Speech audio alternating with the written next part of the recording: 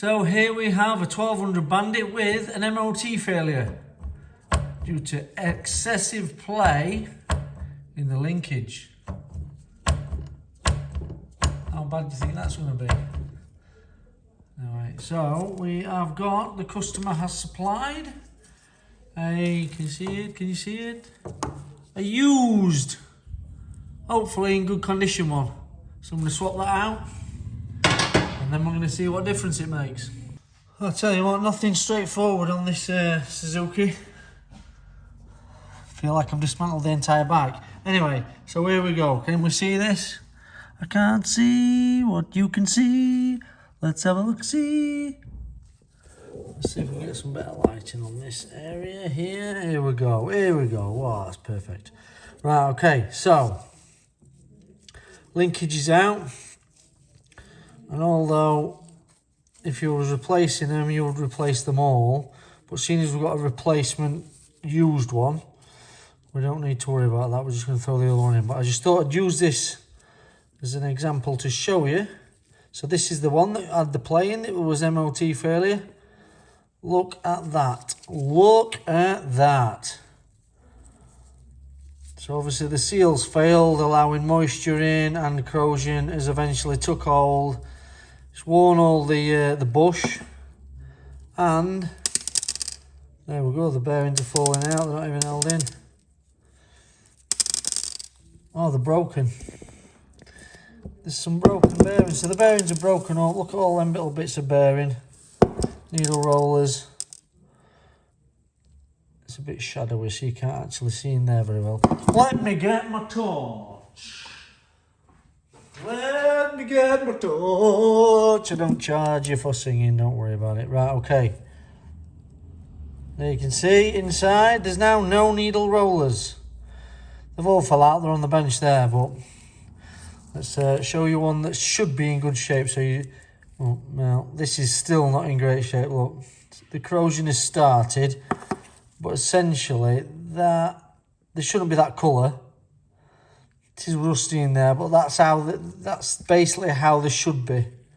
All in the cage, all perfectly spaced. They should be greased up and shiny, to be fair. So although one has collapsed, the others won't have been far behind. See the rust on that? And there we go, same again.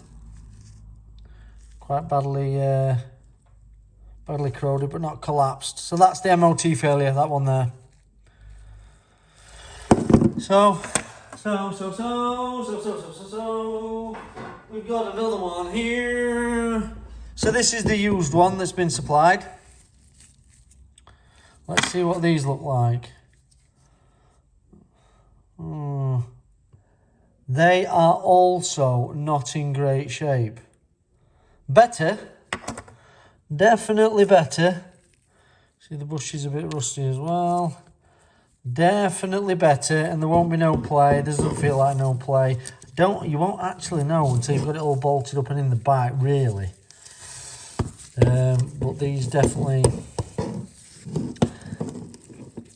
look good enough to get an MOT pass.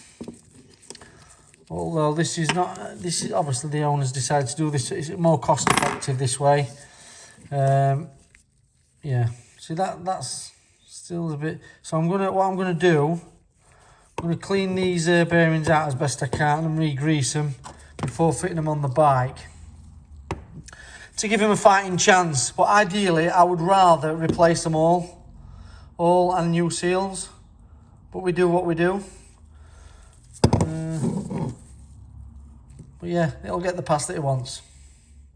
Right there, ladies and gentlemen, boys and girls, and everybody in between. So you see, I've replaced the linkage with the used, replaced the old knackered linkage with the used semi-decent one, and I cleaned and re-greased the bearings. Now, I'm going to do the same as before. You can't see what I'm doing. Maybe I'll do this. That's not very good, is it? That's not very good. But basically, what I was doing was moving the swinging arm up and down like that to let you see the play as you saw before. I'm doing that now. Nothing. So that is acceptable on the sense of it's an MOT pass, because there's now no plate in the bush. So you see, it was that one that was moving. Now it's not. So I can commence with building up the rest of the bike. Putting the rear, I've got the rear caliper to rebuild. The front calipers on, I've got to bleed them up. We're getting there. We're getting there slowly. But there is the I don't know what to say. The rear shock linkage bush bearing jobby typey thing. I really should script it. But then where'd be the fun in that?